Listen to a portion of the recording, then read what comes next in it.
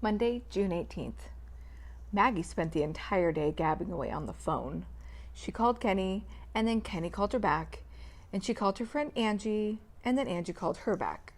Back and forth all day. She's cooking up a plan to get Dad to let her go to that party on Saturday. If anyone can do it, Maggie can. It's disgusting. About all she has to do is roll her eyes and talk real sweet, and she gets anything she wants. Old Carl Ray finally decided he'd get out of his bed around noon.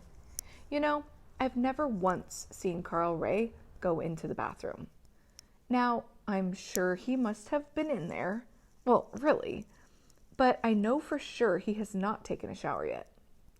You can just tell when he walks by. Lord. He appeared in the kitchen while I was making lunch and stood there watching me. Finally, I said, "Are you going to want lunch?" He makes me so mad the way he stands around waiting for people to feed him and stuff, and lying around, not doing a darn thing. He said, "Okay, brother." While we were eating lunch, I said, "Aren't you going to go out and look for a job?" He put his sandwich down on his plate and said to his sandwich, it seemed, "Sure." Well, that was a good sign. "So, where are you going?" Long pause by Carl Ray. Finally, he told his sandwich, "Don't rightly know." "Well," I said to Carl Ray, "didn't you ask Dad for some suggestions?" "Nope." "Why not?" "Don't rightly know." Tommy started banging on the table with his cup and going, "Ha, ha!" And then he would look at us and say, "Ha, ha!" as if he was practicing how to laugh. In the middle of this, Carl Ray sat there, eating his sandwich in slow motion, chewing and chewing, and staring down at his plate as if it weren't even there. I said, "You could look in the newspaper." "Where's that at?" He said, "The newspaper?" "Yeah." I went and got it and showed him where the Help Wanted section was. "What sort of thing are you looking for?" "Don't rightly know." It's kind of hard to look for a job when you don't know what you're looking for, Carl Ray. Maybe you should go downtown and walk along the street and look for signs that say Help Wanted. He looked up at me and nodded. "You should probably go now, or you won't have time to see many places." He nodded. "Do you know how to get downtown?" He didn't. So I showed him how to go and told him what he should probably say, and then I told him he should probably change his clothes, since he was still wearing the same clothes he had arrived in. And then I told him what sort of clothes to wear, but he said he didn't have a tie. So I asked him to show me exactly what he did have, and it was pitiful. 2 t-shirts and 2 pairs of jeans and the shoes he had on. After he left, I went up and made his stupid bed. Then I took Tommy and Dougie to the pool, even though it was really Maggie's day to watch Tommy. I could tell she was going to be useless all day, as long as the phone was working. But swimming wasn't bad because Dougie and I were teaching Tommy how to swim, and he's so funny. All he really wants to do is jump off the edge and have us catch him. We finally got him to put his head under by missing him a few times. Oops. Beth Ann met us there. She has a new bathing suit. It's all white, and you can tell she thinks she's really something in it. I didn't want to tell her, but you can practically see through it when it's wet. I'll tell her some other time. While we were sitting on our towels during break time, I looked up and saw, of all people, Alex Cheevy on the outside, leaning against the fence. He was looking at us, so I got up and went over to him. "You looking for somebody?" I said. "Oh, not really." "Visiting the Murphys again?" "Huh?" "Your friends, the Murphys, on Winston Road." "Oh, them, yeah. Are they here at the pool?" Alex looked around. I don't think so." "Oh. When I talk with Alex, I always feel like I'm missing something. Like I don't hear all the words. How was the party? Party? Christy's party. Didn't you go? Oh, yeah, it was okay. Sort of boring. Alex was wearing these cute blue shorts and a t-shirt with Ohio State University printed on it. He asked me who I was with. You mean here? At the pool? Yeah. Oh, Dougie and Tommy, my brothers. Well, two of them. And Beth Ann, she's over there. See? Beth Ann was stretched out on her back with one knee bent and her hand behind her head. She can really overdo it sometimes. Do you come here every day? He asked. Well, nearly. Don't they have a pool over where you live? All of these towns have a community pool, and since we live in Easton, we go to the Easton pool. Alex lives in Norton. Yeah. I think you can use a Norton pass here if you pay 25 cents extra.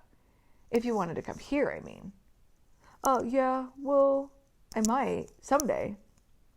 And then the whistle blew, meaning break was over, and I had to go watch Tommy, or he would drown. Carl Ray magically appeared at dinner time again, just as we were putting the food on the table.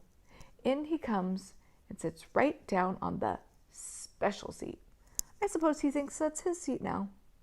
As usual, he didn't volunteer any information. In fact, he didn't say one word until finally, after Carl Ray had had 3 helpings of meatloaf, 3 helpings of corn, and 2 helpings of potatoes.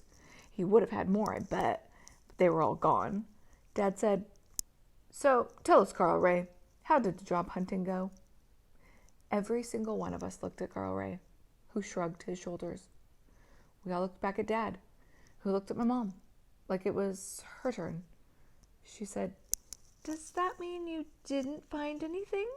We all looked at Carl Ray. He nodded. He was pretty busy stuffing food into his mouth. Dad said, "Does that mean yes, you did not find anything?" Carl Ray nodded again. It was getting to be like a tennis match, with us all looking down at Carl Ray's end of the table, and then back up at Mom and Dad, and then back to Carl Ray. About this time, Maggie makes her move. "Dad, would you like me to get you another glass of water?" Dad says, "Sure." Maggie says, "Anything else I can get you while I'm up?" Dougie says, "Well, I'd like another glass," but Maggie just glared at him and went in the kitchen. While she was gone, Dennis starts mimicking her, saying in this real sweet voice, "Mary Lou, is there anything I can get for you?" And then, of course, he starts laughing, and I start laughing, and my dad tells us to be quiet and watch our manners. After dinner, I heard Dad talking to Carl Ray about where to look for a job and what to say and how to act when he went in. Carl Ray just listened. Then Dad came into the kitchen and said to Mom, "Doesn't that boy know how to talk?" Mom said, "Doesn't seem so. It could drive a person crazy." "He's your relative." Dennis and I went out to play Spud with Kathy and Barry Furtz. Kathy and Barry are twins, and they're Dennis's age. They're pretty nice, but I don't think Mr. Furtz likes it when we play Spud in the street. I bet the Furtzes are sorry they moved here. Kathy and Barry had to go in at 8 o'clock to take a bath. So Dennis and I just sat on the curb a while, throwing stones across to the other curb. Carl Ray snuck up on us the way he does. I swear, he's a real spook sometimes. One minute, it was just me and Dennis sitting on the curb, and then all of a sudden, there was Carl Ray sitting next to Dennis. Then Mr. Furtz came out with his hose to water the lawn. Last week he offered me 50 cents to do it for him, though I sure don't know why he doesn't pay his own kids to do it. I don't mind, though. Anyway, sure enough, he sees us sitting there, and he strolls over and says, "Feel like earning some gold?" That's what he calls 50 cents. Gold. I said, "Sure, Mr. Furtz." Mr. Furtz is an okay guy. He's sort of funny looking, all freckly and nearly bald. But he's not that old. I mean, he's not an old man. maybe a little younger than my dad. Mr. Furtz bought the hardware store downtown, and when Dennis and I went in there the other day, he let us poke around behind the counter because there weren't many customers in the store. Carl Ray is intrigued by the strangest things.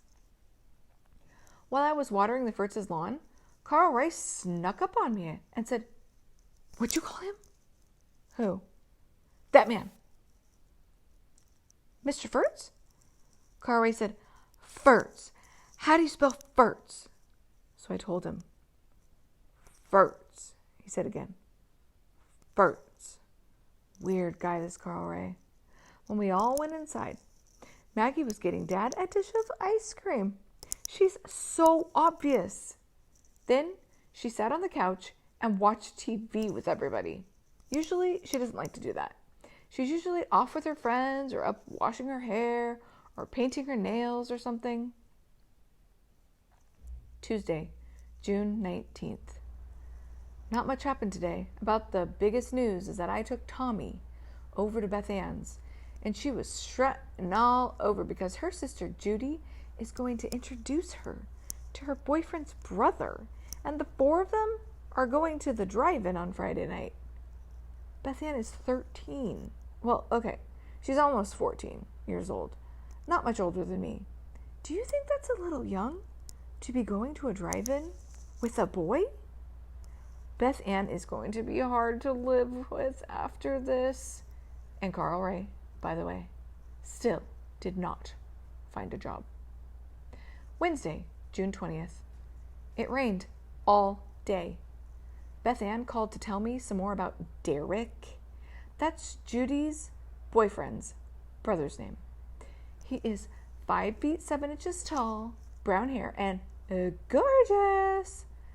Beth Ann hasn't seen him yet. That's just what Judy says. Beth Ann must have described every single outfit in her closet, trying to decide what she should wear on Friday night. Carl Ray, surprise, surprise, did not find a job today.